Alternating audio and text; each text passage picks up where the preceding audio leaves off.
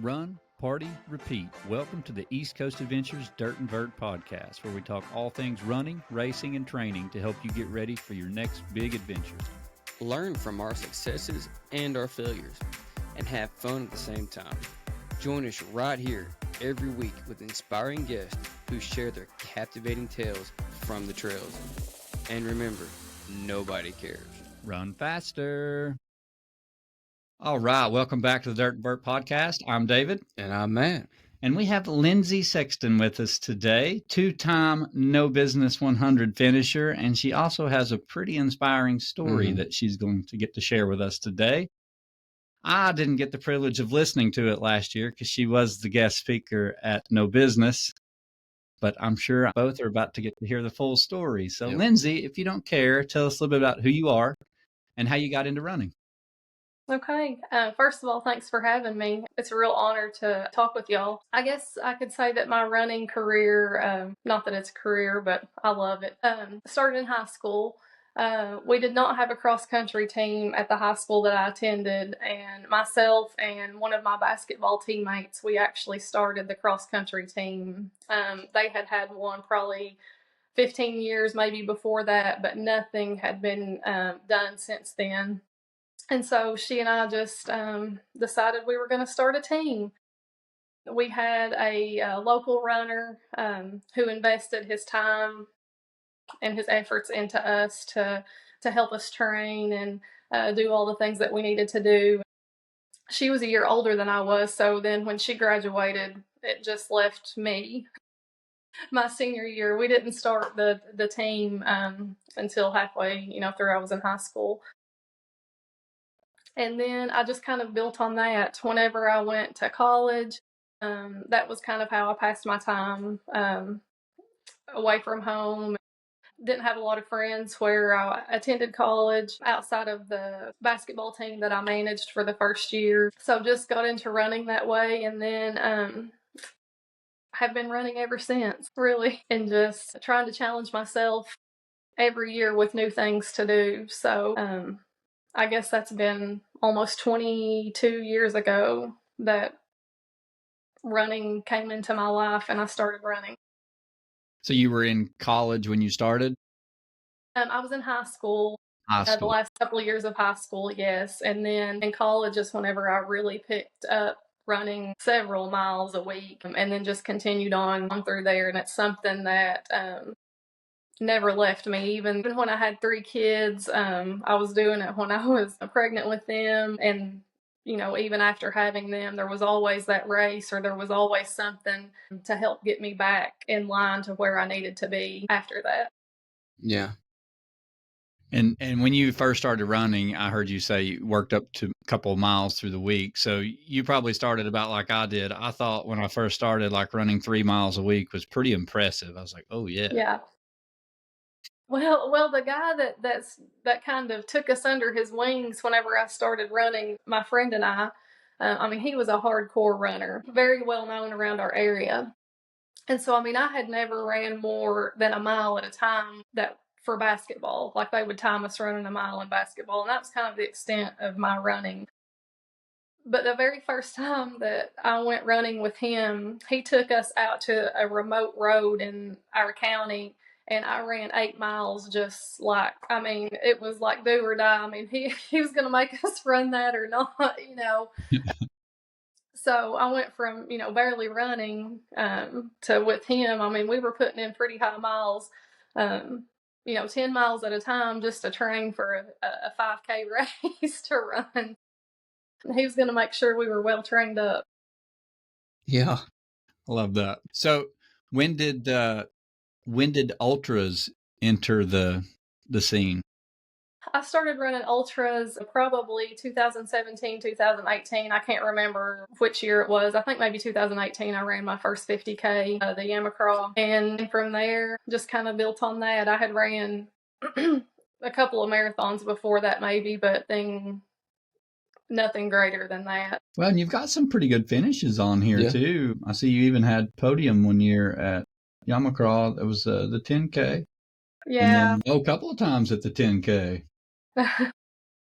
Good deal. So how did How did that transition into doing no business? Like you went from 20Ks to a 50K, you did a couple 10Ks, Mm-hmm. but then you decided just to skip everything else and go straight for that belt buckle. Yes, I did. I don't know, I just kind of got the itch for something a little more, just to challenge myself more than what I had been doing. And I actually paced one of my friends at No Business one year, one of the night stints. And I thought, like this is something I think I can do. And so it wasn't until a couple of years after that I decided to pull the trigger and say, hey, I'm gonna sign up for this and do this. Did something spark that for you to want to sign up? Not really. I just wanted to challenge myself more. At the time that I signed up for No Business, I had really been working on like overall fitness, just getting myself in the best possible shape that I could, like as a whole person, physically, mentally, spiritually, just like nutritionally, everything. And so I felt everything was kind of coming together, and I thought, hey, this is the time. Let's do this. And so that's how it started. It's pretty cool. So did you do your own training plan, or did you have someone helping you write a training plan? No, I went to the Google search engine and just 100-mile training plans, and looked at some, and just kind of devised my own plan of how I thought I could make this work for me. So that's kind of one thing about myself. I don't pay for anybody to tell me what to do. I do my own research on stuff. I don't own a gym membership. I don't own a treadmill. Like just hard work and grit. That's kind of where I'm at with things. Mm. It's pretty cool to see someone that doesn't have a treadmill or anything, just kind of do everything naturally. Yeah. Do you have a weights or anything at your house, or do you just do everything like body weight wise? No, I've got some exercise weights and stuff, exercise equipment weights. Not anything major by any means, but a lot of body weight stuff. Just some free weights and stuff like that. So was it a big learning curve doing that first 100-miler? Well, yes, given the circumstances that surrounded that first 100-miler. And you're welcome to go ahead and talk about that before or after, however you want to do it. But that may help people understand what you're about to tell about your No Business 100 journey. If you want to go ahead and share some of that journey leading up to it. Yeah, it may, because it kind of goes back into what I was talking about, telling you all, I was in the best shape of my entire life when I pulled the trigger to register for No Business 100. So that would have been New Year's Eve, 2020, going into the year 2021. So January 1, 2021, I registered for No Business. I'm feeling pretty good about life. All things considered, everything is just going great. And I start my training plan. I'm putting in the miles. I'm putting in the work. Everything's coming together. And I actually swept the Yamacraw race that year, the 50K, just to get that long time on my feet of just that slow, monotonous, like one foot in front of the other type thing, a much slower pace, just to kind of help train myself. Just a few days after that, I went in and had a biopsy done. And then just the very next day after that biopsy, they sent the results out pretty quickly, came back, and on May 28th of 2021, I was diagnosed with breast cancer at the age of 35. So, you go from thinking like, hey, I'm in the best shape I've ever been in, to like, oh my goodness, like you've hit a wall. And at that time, I've got No Business in the back of my mind. Like, hey, I've trained 5 months so far, like really hard, trained 5 months. What do I do? And not one time did the thought cross my mind that I should not run No Business 100 in October. So I start going to all these doctor's appointments, and the doctors and surgeons that I chose to go to were like 3 hours away from where I live. And so every time I would go into a new doctor's office, I would, we would sit down with the surgeon, or we would sit down with the doctor, me and my husband. And the first thing that I would look and say to them was, okay, I'm running a 100-mile trail run in October. So whatever we've got to do to like get this process quickly, smoothly, like out of the way, because I've got things that I need to do. And obviously, I'm having to pick their jaw off the ground because they're like, what? One of them thought I was doing like a 100-mile challenge for the month of October. And I was like, no, I've only got 33 hours to do it in. Fast forward a little bit past that. And then on July 20th of 2021, I actually underwent major surgery to remove the cancer. I actually had a bilateral mastectomy with immediate reconstruction. During the surgery, I was in surgery for close to 8 hours, I think. Whoa. And so that was right when it should have been my peak training for No Business. I think prior to surgery, the longest run that I had ran was like 38-ish, maybe 40 miles. But so I have the surgery, and that just puts me down. You can't do anything. Like it was a really hot summer that summer, and the surgeons were like, you can't even go outside. Like, we don't even want you to go outside. So here I am, super active person, and I'm bound to the walls of my house in what should have been miles and miles of training for No Business.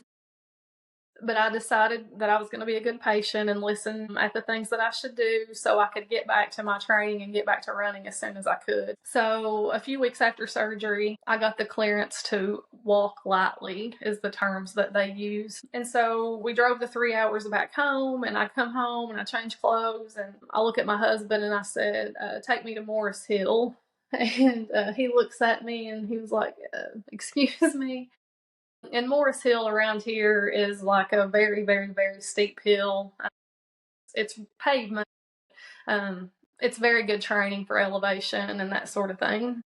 And he was like, you just got cleared to walk. I said, yeah, they told me I could walk, but I could walk lightly. I said, I'm going to walk lightly to the top of Morris Hill, and I need you to follow me and make sure I'm going to be okay. So that was my first training run walk after major surgery. And so then it continued on. I went to, continue to go to my follow-ups, and I got the clearance to run just a little. They said start out slow, and then if you do okay for a few days to a week, then you can go right back to what you were doing prior to your surgery. So about 5.5 weeks after surgery, I go to a No Business training run. Trail run. I think it ended up being about 30 miles that time. So, you go from doing nothing and just go out and run 30 miles in the woods in the worst thunder and lightning storm I think I've ever been a part of. And so then move on a few weeks, and it's 10 weeks post-op surgery, and it's No Business Day, October 1st, 2021. And so I towed the line to No Business. And to me that year, there was no coincidence that No Business happened to be on the first day of October, and October is Breast Cancer Awareness Month. So I towed the line that year with gratitude that I could even start, for one, and then just with the mindset that I was just going to keep going. I wasn't going to let anything stop me. I had came this far. I had conquered breast cancer. I was just going to go out there and see what happened. And it's been 10 weeks so far post surgery. 10 weeks. And you did one training run, roughly? Like one long training run prior to that, yes. And how did that feel? The training run? Yeah. It actually felt really well. Looking back, I don't know. I didn't feel that my body needed the rest, but maybe my body needed the rest. I don't know. But that training run felt great. And I thought, and that kind of gave me the hope during that training run. I thought, I can do this. Like, I really do think that I can make this happen. And so that was that. So I'm guessing that was a pretty emotional race for you through the entire time then, because I can only imagine, because I just know how a 100-miler is for people that don't have anything going on like that, and Yeah. they're already emotional. So to be 10 weeks post surgery, and I mean, you were in surgery for 8 hours. Mm-hmm. Goodness gracious. Wow. So when you lined up at the start of the race, I bet that was a pretty awesome moment though, Mm-hmm. to know that you had made it there and was starting. It was because, there were many times prior to that I could have said, you know what, maybe I ought to just wait and try this next year. Because trust me, there were several people who thought, well, she's certainly got no business trying to run no business. And if she doesn't try to start, then, we completely understand.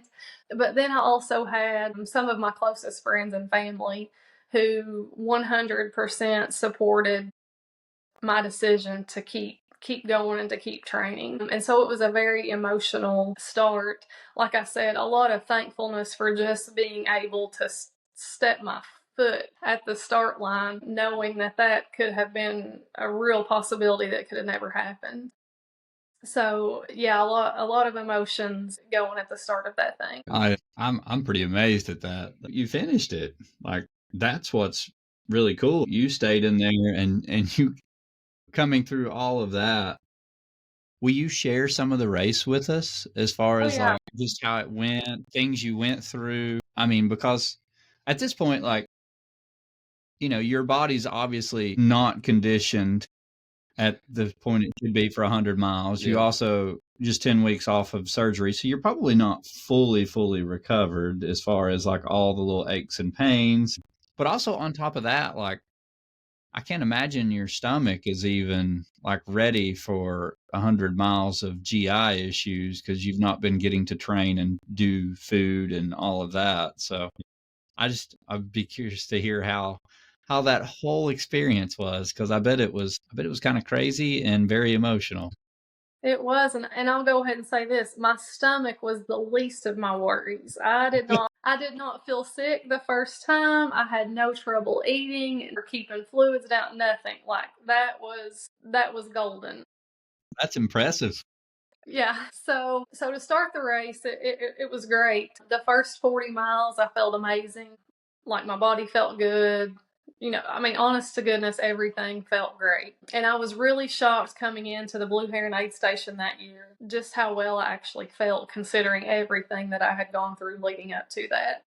So I come into that aid station, and I can pick up a pacer at that point. So I pick up my best friend, Jessica, and she was going to get me started through the night, because I had never really ran a lot through the night. I had paced a friend before, and I had been doing some practice night runs, but as far as like anything official, I hadn't. So I picked her up at about mile 40, and things were going good when she and I started out. It was kind of starting to get dusky. And then about 41, 42-ish miles in, we hit the yellow jacket nest.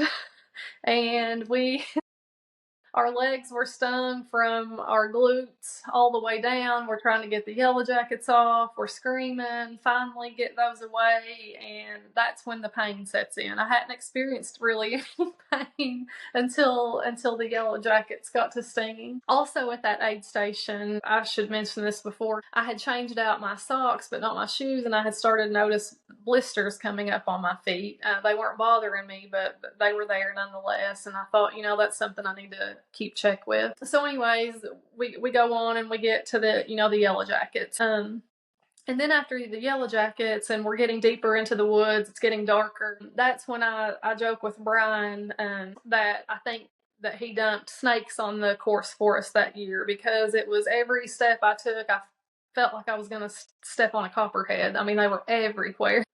And I thought, okay, this is funny. Okay, I've survived breast cancer. Now it's the yellow jackets that are after me, and I'm gonna be taken out by a snake probably. Because and so on top of all the other emotions, now I'm scared to death because I'm deep in the woods. The snakes are everywhere. And at that point in my life, there is nothing that scared me more than a snake. Nothing. I think I've desensitized myself a lot now. So my friend Jessica is still with me, and she's trying to keep me calm all the while. She's about to freak out herself because she knows she's afraid of snakes. She knows how scared I am of them. But somehow we made it through.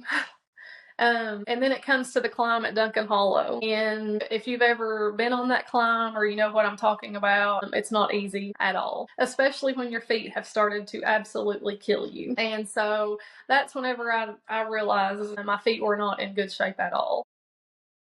And with every step that I took, it was just excruciating pain after excruciating pain. And so we make it to the top of Duncan Hollow, and it's like a city on a hill. I remember seeing it, and it was like, okay, I'm going to be rescued.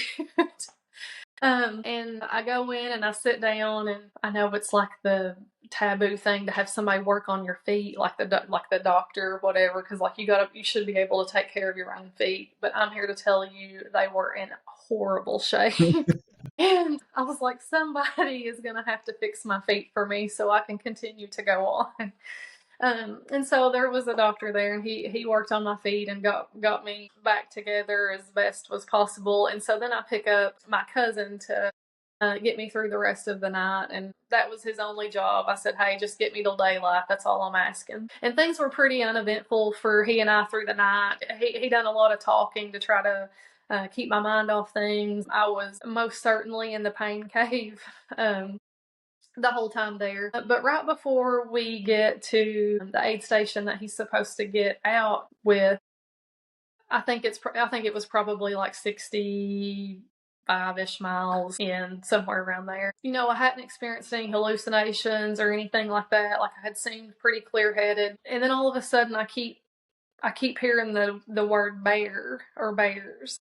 And I thought, okay, here it is. I've lost it now. But no, there was really bear that had the course blocked off, and we couldn't get through. And so here we are. It looked to be like a mama bear and maybe some smaller bears. And finally, the bigger bear moved kind of off the course a little bit, but it was at a tree right next to it. It's kind of playing peekaboo with us. Like, you can see its claws come around the tree, and then and I thought, okay, Yellow Jackets, snakes, now we got a bear. Like, am I really going to survive No Business 100 this year?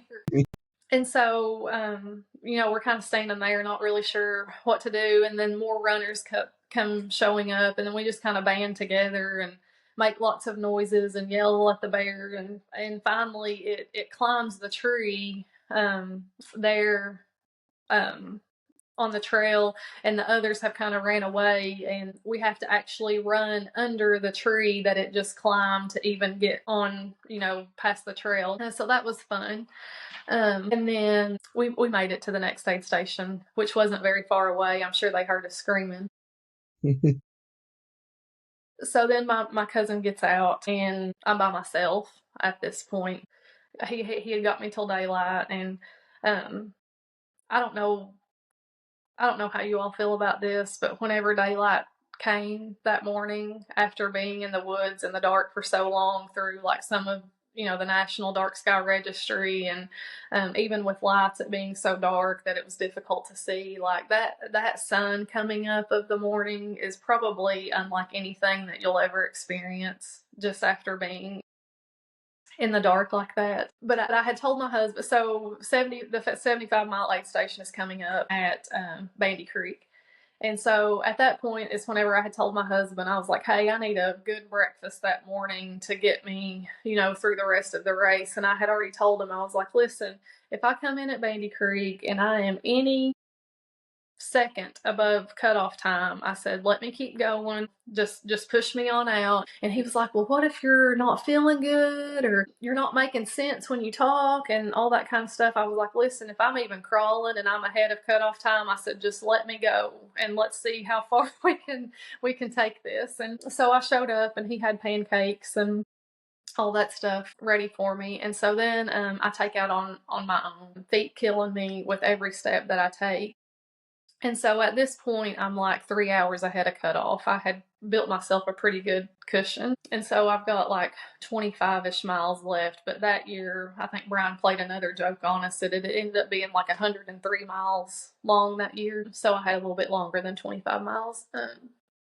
So it's going. I'm in horrible pain, and that's whenever like the raw emotions just really started to set in with me. Like, okay, you've made it like this far. You know, look what you've done, and look how little you have to go to get to the finish.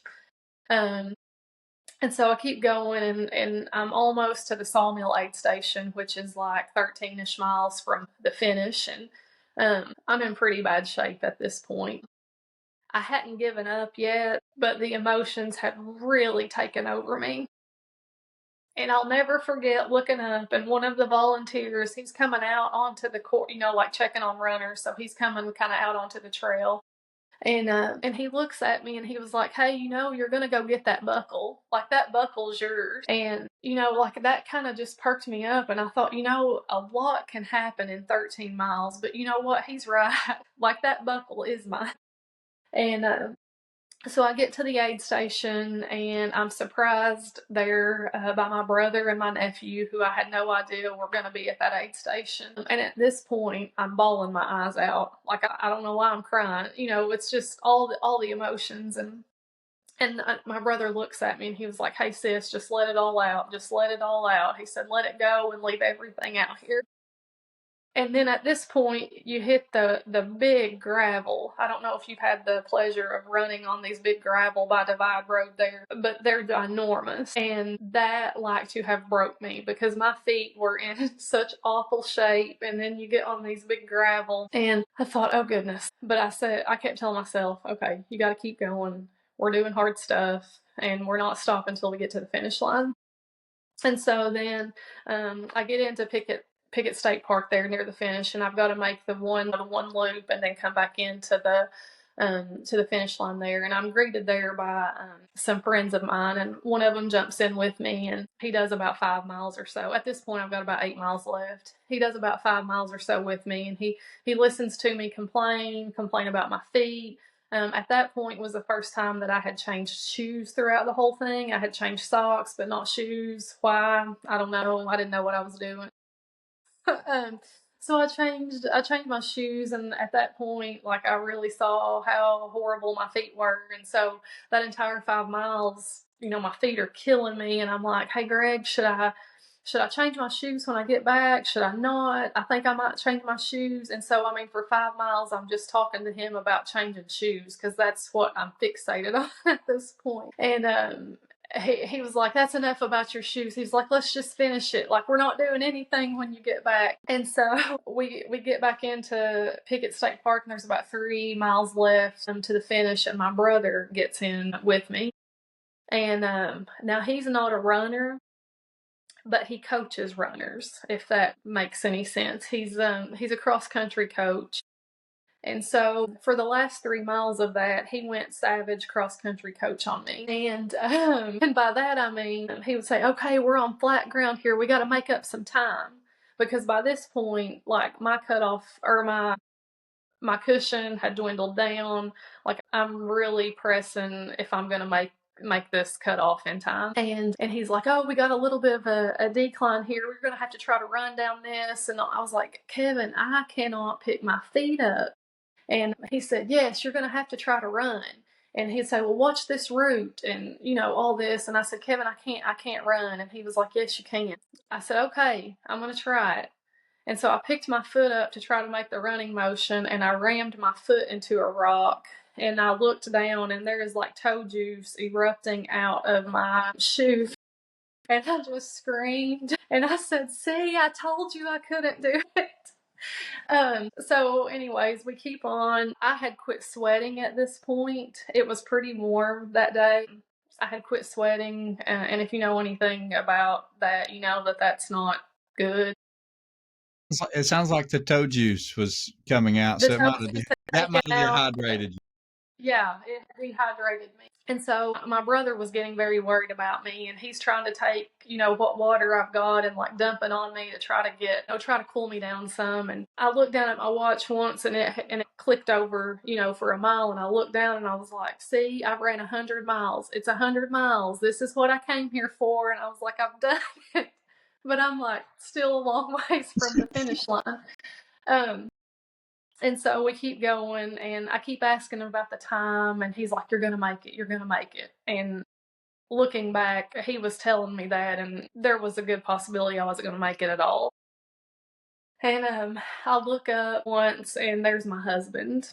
He had gotten worried, and he had came out on the trail and to check on us, and he said, okay, he said, you're moving. He said, you got to keep moving, you're almost there, we've got like a mile left. And so he turned around to go back to, I guess, to report back that I was alive and moving, and I was headed in. And so we come out of the woods, and we get to the pavement there that you have to cross to get over to the finish line. And some guy, I have no idea who he is, and he looks at me, he said, you've got all of Wayne County here cheering you on. And I didn't know what he meant by that. Wayne County is the county that I live in.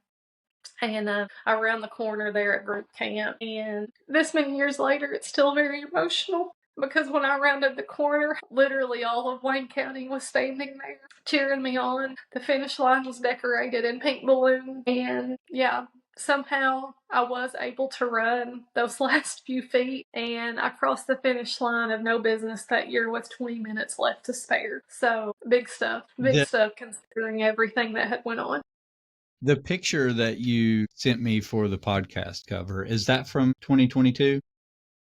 That is from 2022, not 2021. Yes. Okay. 2022 has its own story. I guess I'm most well known, and everybody hears about the 2021 story. But 2022 has its own set of struggles and its own story too. Well, but before we get into that, though, I just want to ask, how did that feel going through that finish line? Knowing everything you had been through and the amount of stuff that you have dealt with, and the training that should have happened that didn't get to happen because you were unexpectedly diagnosed with breast cancer. Mm-hmm. Man, how was that, just coming through that finish line? I mean, it's a feeling that is honestly undescribable. When it got toward the finish, I was just thinking of all the people who would love to do what I could do and can't. All the people who lost to breast cancer and were never given the opportunity to do anything.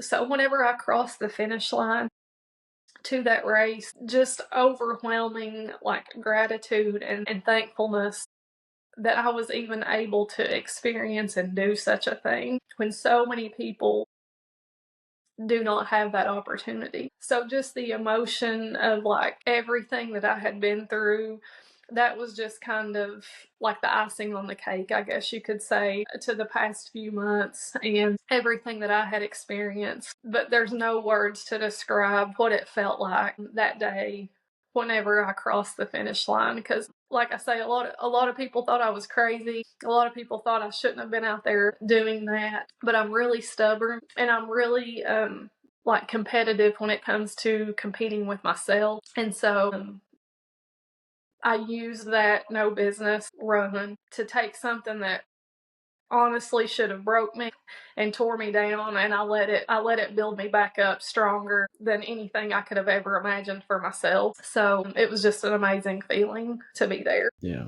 that's awesome. And your community was there at the finish line waiting on you? Yes. Yeah. I would hate to name names or say people, because I would surely get some names, but I had so many friends, community people there. They had waited there hours for me just to see me cross that finish line. The finish line got decorated in balloons actually by one of my good friend, she had actually started No Business that year, but she fell and got injured, and she ended up having to step out. I think it Blue Heron that year. But she had gotten permission from Brian and them to put pink balloons all along the finish line whenever she kind of saw that, a finish maybe in my future. And so it was just an unbelievable experience. Total strangers coming up, wanting to talk to me, wanting to give me a hug, just because they had heard my story be told, throughout that weekend. But just seeing the people that were closest to me be there was something else. It's amazing. It is amazing. So everybody learns your story. Mm-hmm. The one buckle's not enough. You're going to have two. Right. And you go back the next year, but you're also the guest speaker the following year, correct? No, I was the guest speaker this past year. Okay. Yeah. So I had already got my double buckle when they asked me to come back and be the guest speaker. So 2022, I go back to get my double buckle. She had already leveled up. She was done. So let's hear year two now. So for people that don't know, at No Business, every year the race alternates directions because it's a 100-mile loop. Mm-hmm. So you run it clockwise and counterclockwise, between both years. And if you complete it both directions, you get a special double buckle for No Business. So the elusive little double buckle that Lindsey already has that some people are still trying to get. But yeah, Lindsey, let's hear year two. So just a few days after I finished year one, No Business, I find myself hobbling into another doctor's office, a new one that I hadn't seen previously before. And through some testing that was done during my breast cancer diagnosis, I was found that I was lucky enough to have a gene mutation that puts me at higher risk for other types of cancer. So I go in to see this new doctor, and I really think it was like maybe only 4 days after I had finished No Business. So my legs are still swollen, my feet are still blistered up. I can only get like oversized flip-flops on because my feet won't fit into anything else. My legs look horrible, and so here I am hobbling into this doctor's office, having to explain why I'm in the condition that I'm in currently, but then looking to him for further, treatment in this journey. So at that appointment, it was determined that I would have to undergo a complete hysterectomy at the age of 35. So, and it wasn't anything that could be put off long term. It had to be done. So in November of 2021, I undergo surgery for that, and then that actually puts me down a little bit longer than my previous surgery. While I'm recovering from that surgery, about 3 weeks later, I end up with COVID, and not like the sniffly, runny nose COVID, but the horrible, full-blown, almost in the hospital COVID. And it was actually so bad. My husband and I are both nurses, and so we kind of knew what to look for. And it was Christmas Day, and my husband's like, or it was actually Christmas Eve, and my husband's like, if you're not any better tomorrow after the kids get their presents and stuff, he was like, you have to go to the hospital. And anyways, I did get better. I ended up not having to go to the hospital, but it was recovering from a hysterectomy, having horrible COVID. It was just not fun, to say the least. So then I signed up for No Business for the next year. And so then we're into 2022. And in February of 2022, I get diagnosed with another type of cancer. This time it's skin cancer, squamous cell carcinoma, and it's on my face. So then in March of 2022, I underwent surgery to remove the cancer. I have like 20 something stitches in the side of my face.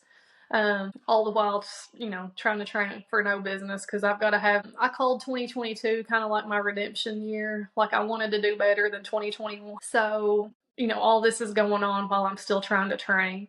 And training does go a lot better for 2021. I get the miles in that I need to. So all that's going great.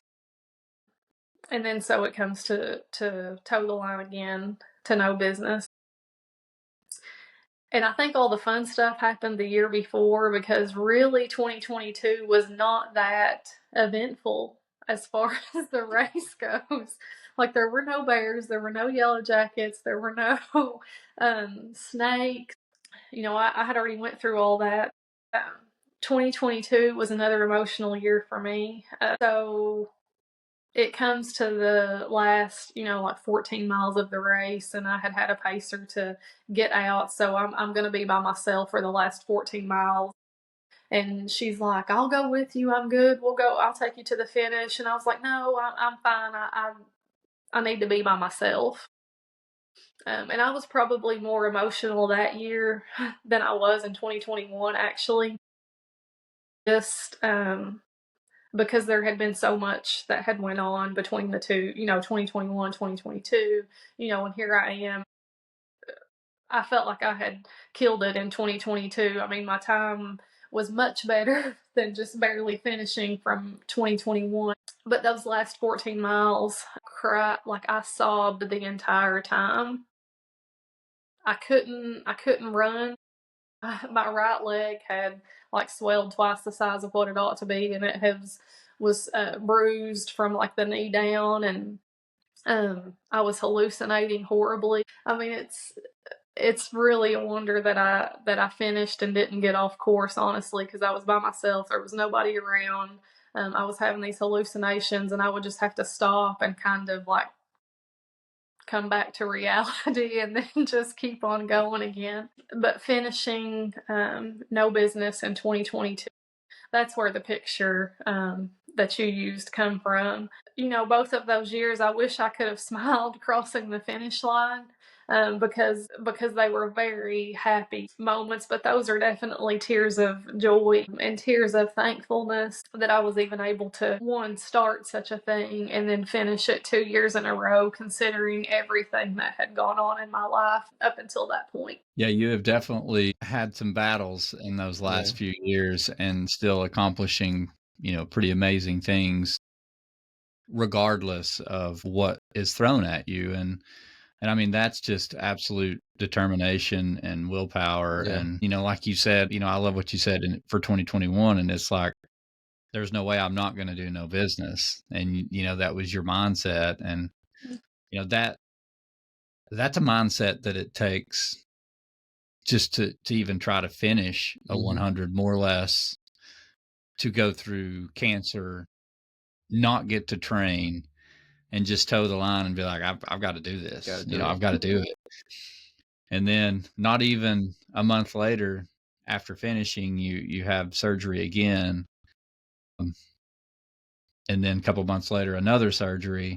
I mean, you've definitely had plenty thrown at you, and you've not let that be an excuse. You've not let that slow you down, and you've not used that as a crutch for anything. If anything, you've overcame everything and showed people what you're capable of, and inspired them in so many ways. And I mean, it speaks volumes that, some of your community, most of your community's there at the finish line waiting on you with the finish line decorated in pink. And that's just really cool, because, everybody builds their own kind of community, and there are people around them that over the years that they're close to, and that they're learn their stories, and you build bonds, whether that's in running or just your local community. But for people to come out and just wait on you for hours and not knowing when or if you're going to finish, and just be there for you, man, that alone could make you emotional, just crossing the finish line without everything else that was already on your mind. So I mean, just amazing stuff, Lindsey. Really amazing. That's huge. I can't even imagine how emotional that would be, and just how hard that was. Just like you said, the blisters and stuff that you were battling on that first time. You're exactly right. I mean, you had not had any time on feet. I mean, yeah, your body probably felt good, but you just didn't have the miles on your legs, the miles on your body, the miles on your feet to be able to make it past 40 or 50 miles without just absolute sheer determination to do it. And then you show up after No Business a month later at the doctor's office, probably still with toe juice coming out of your toe. And they're like, what'd you do? Yeah. So, Yeah. I I mean, did do my homework for 2022 and I read the book Fixing Your Feet. I don't know if y'all have heard of that. And so I went from looking like my feet had been sent through a meat grinder in 2021 to not the first blister in 2022. Oh, wow. So, kudos. Look at That was that. good. Yeah. yeah. All about that Google search engine. Yeah, there you go. Google search engine. That's right. I got to give you credit. You did way better at researching for your first 100-miler than I did. I just like, we'll figure it out as we go. Didn't pull out a training plan. I didn't do nothing. I was running, but nowhere near what I should have been. Yeah. Your 100-mile time and my 100-mile time is about the same for our first one. And you had went through cancer treatment. I don't really have an excuse. 30 hours was my first trail 100 time. I'm right there with you. You know what? You finished, and sometimes that's all that matters is you finish. You do it and you finish. Yeah. I didn't realize until you got to talking, and that's what I was looking up a minute ago when you were going through your story, just to double check as I was listening. When you said 2022, I was like, well, that was the year I ran it. So we ran No Business together. Oh, wow. In 2022. I finished it that year. I haven't been able to successfully finish it after that. One last try this year. We'll see how it goes. But yeah, we were there at 2022 together, which is really cool. I didn't know that. Yeah, that was your back-to-back hundreds. Yeah, bad idea. But I do want to say, like, so I'm guessing Brian and everybody saw and heard everything that you had went through both years. Yes. Is that how you became the guest speaker for 2023? So that would 2024. So I spoke this past Okay. Yeah. I'm assuming that's why they had me there. Like I said, they could have picked anybody. I mean, for crying out loud, the year before they had a guy that had finished the Barkley marathons. I mean, he's speaking, and then you had me, who is just, I've got my double buckle there. But I guess my finishes make things a little bit different. People like to hear stories about normal people overcoming big obstacles and just not giving up. Well, let's take a step back though, Lindsey. You're not normal. You know, and comparing yourself to, I guess it was probably John Kelly. Yeah, but here's the thing, like, you went through cancer and ran 100 miles with no training. Don't sell yourself short. And then you did the same thing the following year. At least you got to train for the following year, and you shaved like almost 3 hours off your time and no blisters. But yes. I mean, please don't ever sell yourself short. Like, what you did is amazing and you're inspiring. And I love hearing stories like that. We've had some really, really, really cool. Actually, I'll say this. Almost every story that we've heard like this that's really cool and inspiring, most of them are females that have went through really hard shit and overcame it, and like have just, and it's just really cool to see how tough you ladies are. I mean, you honestly, and it's so cool just to see, because you hear stories of what people go through, but you don't hear about them doing that and then going running 100 miles, right, or going and running a race, or all this stuff. I mean, to me, that is such an amazing story. So please don't ever sell yourself short. I share it. I so freely share my story because I feel like a lot of people just kind of sell themselves short, or they give up too easily too in life. And whenever I share my story with others, I'm not necessarily talking about myself or the race or whatever, but it's like it's real life. Like, life is hard, but you got to keep going. You have to learn how to do hard stuff, and you just have to keep going. It's not really a funny story. It was kind of funny, quirky that it happened. The morning of No Business 2021, I live close enough to the start of No Business that I could sleep in my own bed the night before and just get up early and go there. And so I had gotten up and we had everything packed up in the vehicle, and I came back inside, and I really don't know why I came back inside, but I got in the nightstand drawer by my bed, and I don't keep anything in there. I have no idea why I even opened the door. The sheer fact that I even walked back in the house and went to that drawer is just wild. But whenever I opened it, there was a pink, like elastic band in there. And I was like, that is really odd because I don't have anything like that. And I picked it up and I kind of turned it, I saw some letters on it and I turned it over. And it said, keep going on it. And I was like, man. And so I come out of my room. I still have no idea where it came from. I went to my husband. I was like, Jeff, what is this? And he's like, what are you talking about? I said, did you stick this in my drawer? And he's like, I have no idea what you're talking about. So I sat down in my living room floor that morning. I got my shoes out that I was going to wear, and I unlaced them, and I put that band that said keep going and laced my shoes back up. So every time I would look down, I would see the words keep going on my shoe and know that I had a task that I had to get done in a few hours to get it done in. That's really cool. I love that. But I mean, it just goes back to show, like, truly we're meant to do hard things. We are, yeah. Like we need to do hard things so that we don't take other things for granted. And I think sometimes we, as an entire population, forget that, like, we're capable of so much. And if we don't ever test that and try that, you never have a respect for yourself for what you can do. And you never have the confidence to be able to push yourself when things are really hard.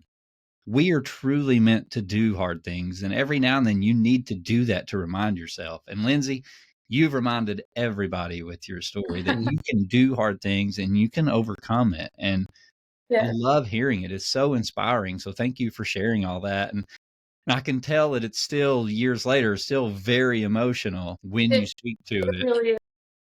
And I guess it's still so emotional to me because that, for one, that time period in my life is something that I don't ever want to forget. Just the emotion that I felt, the support I felt, and that time period in my life honestly has changed the way I live my life. You've heard the saying, like, what are you going to do with this one precious life that you've been given? And I look back at that time, and honestly, I kind of look at it as like the second chance at life. And so what am I going to do with this time that I've been given? Because each day that we live, we're living on borrowed time. We're not promised tomorrow. So what am I doing today that's going to make me a better person? And so I try to keep what I went through that year in my mind and keep it fresh, just as a reminder every day, just to try to get better every day, to be a better person than I was the day before. That's a really good reminder. I have a question. When you found out you had breast cancer, were you just going in for a normal checkup? Yes and no. My OBGYN, I was just in for a regular checkup, and he was like, his wife had went through breast cancer, and he had been a runner, and he knew me well and all this, and he was like, I think you should, it's not really recommended until 40, but he said, for my patients, I like to recommend them get a screening exam at 35. That way, when you start getting them yearly at 40, we've got a really good one to look back on and notice, changes or whatever. And so my breast cancer was detected the very first mammogram that I ever had, only because my doctor recommended that I have it done. So that is great that your doctor recommended you do that then, because yes. You would definitely not have wanted to wait 5 years. No, it could have. Well, one, I wouldn't be sitting here talking to you all about what I had done these last few years, but 5 years, who knows? It could have been too long. Mm-hmm. Yeah, you'll never know, and we're glad you don't. Yeah. Well, Lindsey, thank you so much for sharing all that. That, I know that was probably a lot and hard to talk about. We just truly love you sharing your story and appreciate that. Well, I appreciate you giving me the opportunity to do that. I have to ask you a question now that we ask all of our listeners, and then we'll turn it over to Matt here in a minute for Okay. all the listener questions. Why do you run?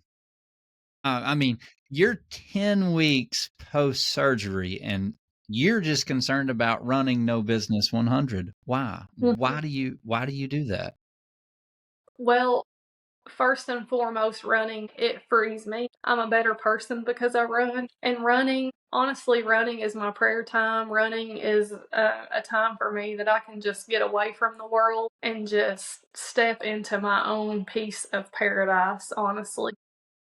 It just kind of quietens the noise of everything around. And it goes back to what I said before, like, what am I doing today to make myself a better person than what I was yesterday? And I always I like to tell people that when I die, I want my body and my Bible to be just as worn out as they can be from just living life to the absolute fullest and whatever I can. So through my running, I can do that, and I love to challenge myself. You can look at my run history. I've not ran any major stuff here recently, but that doesn't mean I've not been training and I've not been running. I run just to make myself better, and that's why I do it every day. How many miles do you try to run a week?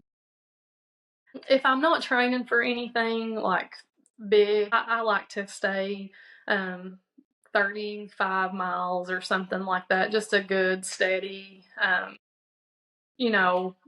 mileage. But sometimes, sometimes it's more than that. Sometimes not as much. But when I get into training for something bigger, I mean, obviously the miles go up. But I like to keep just a good base mileage every week to keep my body safe and just keep doing what it's doing. Yeah, no, totally get that. What when we first started talking before the podcast, you were saying that you were gonna pick a big race soon. Do you want to share that, like what your goal is? Well, like I told you before we started, next year, 2026, I'll turn 40. And if I'm blessed enough to be cancer free for that long, that'll be 5 years cancer free. And in the cancer world, that's a pretty big deal. So I feel like I need a big celebration for both of those milestones. So I would like to add a big race to 2026 that might push me a little more than what No Business did, whatever that might be. I've definitely not decided anything yet. I've just made sure that my support crew's on board for whatever endeavor that I decide to pick, because they know I'm crazy, and if I say I'm gonna do it, I'm gonna do it, and we're gonna go. So I've got the support.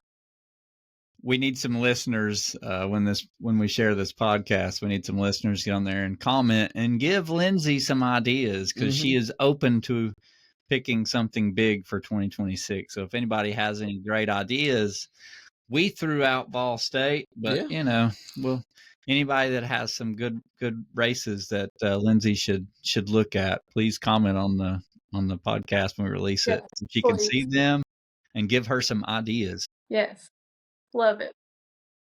All right. Well, Mr. Williams, we will turn it over to you for questions. The first one we kind of covered in the conversation, and David knows exactly what this one is. I want to hear, or the listeners want to hear, a little more about this blister that you talked about for, I think, 5 miles.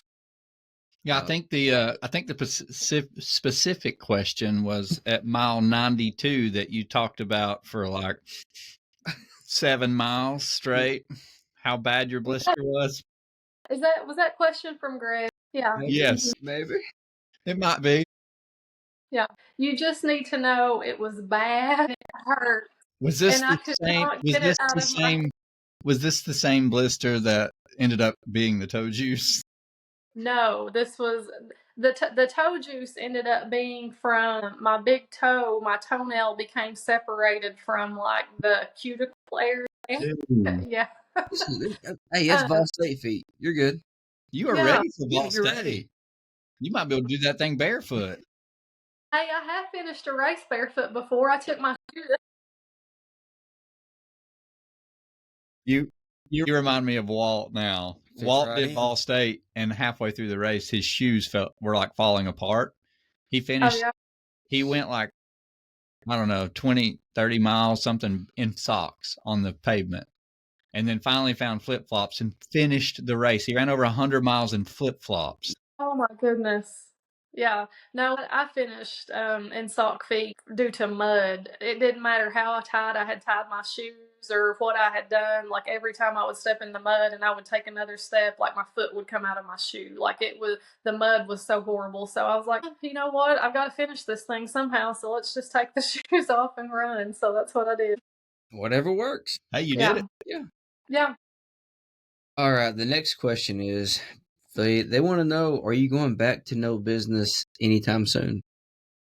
I'll definitely go back and do no business. I've not the last few years because I had a friend that I paced the last 2 years for no business, and she helped me, and I wanted to make sure that she finished and that she achieved her goal. So many people have helped me achieve my goal. It's my turn to not be so selfish and return the favor that so many have done for me. So these past few years, I've just been support crew and been there to try to get others their buckle. When you run, do you run on the trails mostly or the road? Both. Yeah, I live on a country road, sort of, so I run on that quite a bit. I have some little trails around my house too. I'm fairly close to the Daniel Boone National Forest, so I go there as often as I can. If I really had to have my preference, it would be all trails all the time, but that doesn't always work into the schedule with 3 kids and their schedules, so I have to do a little mixture of both. Totally understand that. How does it feel to walk up to the start line now since all this happened to you? It kind of changes your perspective on things.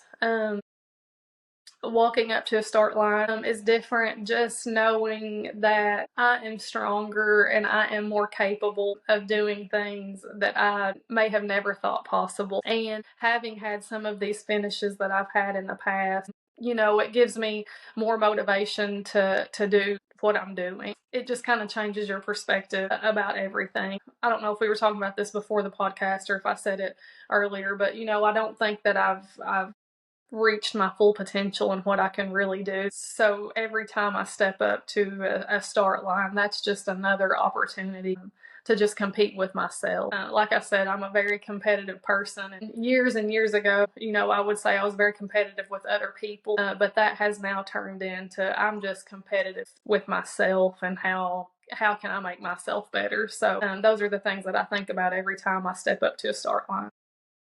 Yeah. Really good stuff. All right. These next few questions are just some of our normal questions that we ask. Okay. If you got to pick one aid station food to eat the entire race, what would it be? I'd probably have to go with a peanut butter and jelly sandwich. I've been eating a lot of Uncrustables lately. Uncrustables are good. I know. They are good. I just keep them in my lunchbox now. Like before my run, I just eat an Uncrustable. You cannot go wrong with peanut butter and jelly. I know they even got the peanut butter and honey is good. I was going to say the honey one's good too. We'll say this.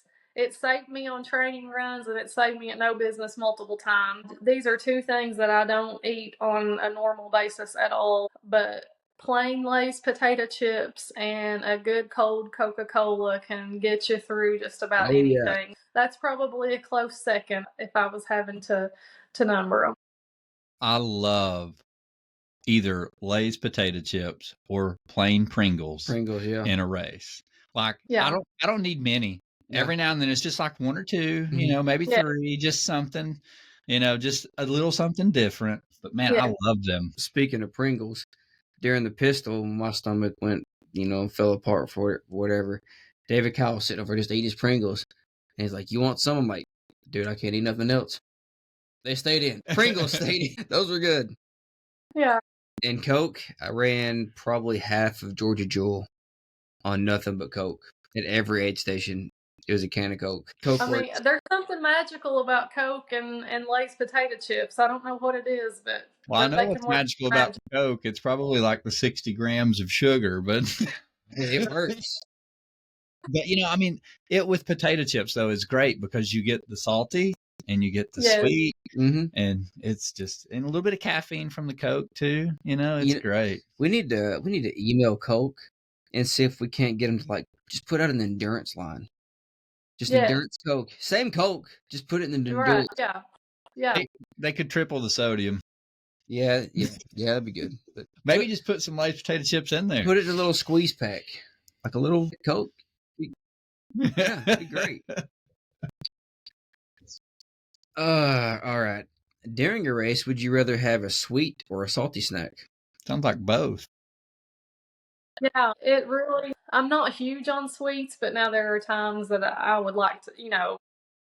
You just to me, that's one of those things. You just kind of know what you need. Like if you need something sweet, and if you need something salty, and sometimes you need one or the other, and sometimes you need both. But I utilize both of them depending on how I feel. That's probably the best answer we've had on that. Yeah. All right. If you could pick one race that you would consider a dream race, what would it be? Hey, this can be a good question for 2026. Well, it's not a dream race for me per se, but I am highly obsessed with the Barkley Marathon. And just what people do to put themselves out there and do those things. I love Frozen Head State Park. Well, there you go. You should try the Barkley. Maybe I should, but that race to me is one that has always just intrigued me from the very day that I ever heard about it. Like if you're talking bucket list running, whatever, like I think that I don't know that would be at the top of everybody's list, but that's a pretty amazing thing. And hey, it might be nice to do something like that one day. I don't know. Yeah. Well, I mean, you should definitely look at the Barkley Fall Classic. You know what that is, correct? Yes, yeah. And that way you could at least do one loop. And I mean, right. Laz does not take it easy on you for that one loop either. It ends up being like 40 miles by the time you're done. But yeah, you should look at that. That would be so cool. All right. I think that's all the questions I have. Well, I have thought of one more race when we were talking to add to your bucket list. And it's not too far away from you either. Southern States. Yeah. So we had someone on our team just finish it, April, and she just did the 200 miler, and she had a great time there. She said it was a really well put on race. Good aid station. The aid stations were great. David Tosh is the race director, and it's on the Pinhoti. Okay. So it's 200 miles on the Pinhoti Trail, but something you might want to look at because it's in Georgia. I think it's Georgia and Alabama. Yeah, I think it starts in Georgia and goes to Alabama. Yeah. But that's something you think about too. Ryan Fortenberry ran it. We had him on the podcast talking about that race, and then we actually just had Ashley Itherburn on just like a couple podcasts ago, and she got third place overall there. So she talks about it some in there too. But she's ran the race every year since it started. Might be a good one. You could just say, just like you went from a 10K to a 50K to 100. Right. You can just go. You can just go from 100 to 200, and then the next year we can find you a 300. Ball State, 314. See, that's a Laz race. That's getting you ready for the Barkley. Then there we go. Yeah. I see this progression. We could be, we'll just start getting you ready for races. We'll just start sending you a list. That way there you can go. Help me fit that training in with my kids' schedules right now. That'll be the trick. Yeah, no kidding. I feel you. Well, Lindsey, honestly, it's been so much fun. Thank you so much for sharing your entire story. I didn't realize that you had went through so much. That's really hard. I know that had to be hard on, not just you, but your family. And things you had to do and with your kids and trying to figure out how to do this race and in just the sheer determination that no matter what, you were going to do what you set out to do. And you did it. And I mean, that's just, even if you would not have finished the race, like it doesn't take anything away from what all you've done. Even if you wouldn't have finished No Business that first year, just because you still showed up at the start line, and showing up at that start line is 99% of the battle for most people. Yeah. Things can go wrong in our lives, and we just let go and give up on the things that we thought we were going to do. And I'm here to say, like, hearing you say that that was the first thought in your mind was you're going to do it. Mhm. It's pretty amazing. And that's a mindset that not everybody has. And, a lot of us need to find that again, that things happen in life. Life is hard. But, if you really want to do something, sometimes you just got to figure out how to make it work. And Yeah. really proud of you. I mean, that's pretty amazing. Thank you. I'll say these two things. Fear is a liar.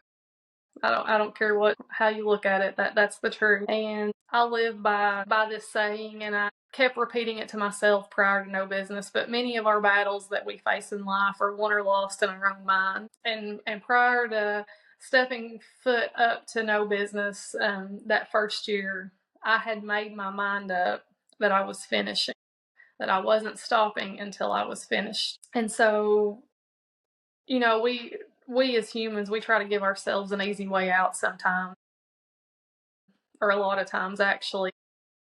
But we just kind of have to make our mind up that, hey, this is what we're doing, and you don't back down until you've fulfilled what you said. That's the advice that I have to other people, whether it's in training and racing or just in life in general. I mean, sure, there's things every day that we could give up on, but is it better to give up and just lay down and quit, or is it better to keep going? Because I guarantee you what's at the end of it is far better than what you could have ever imagined for yourself, and it's definitely a lot better than quitting.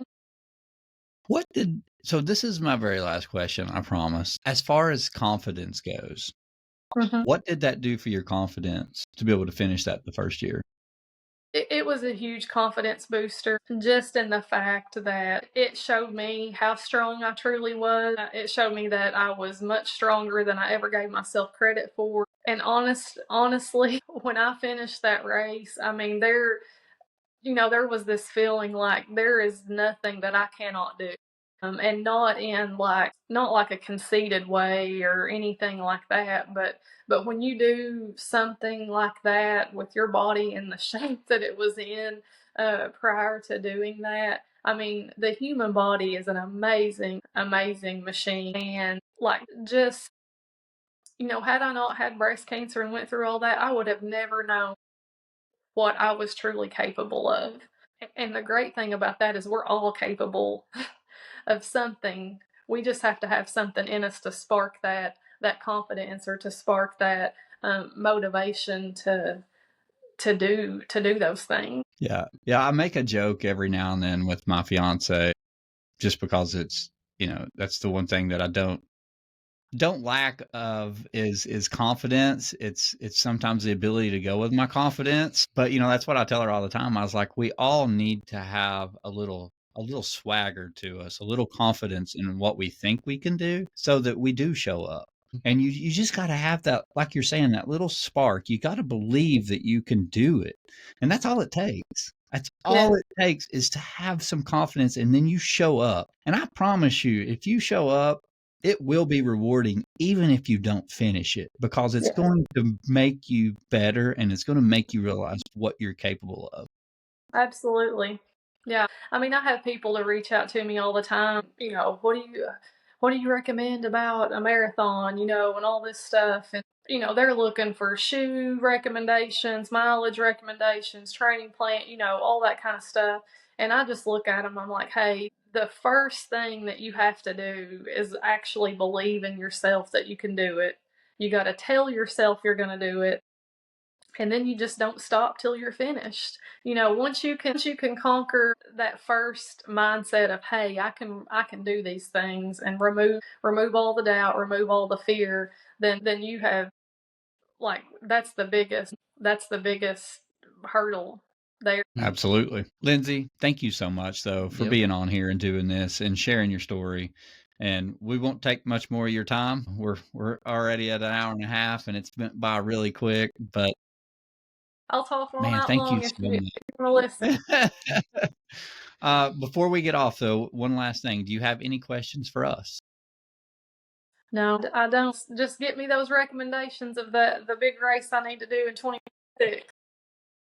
Awesome. Well, Lindsey, we will definitely do that. And don't worry, me and Matt will keep adding to that list. But we can make it long. There's a lot of them. Thank you so much for your time, and we truly appreciate you sharing your story. Thank you all for having me. Thank you.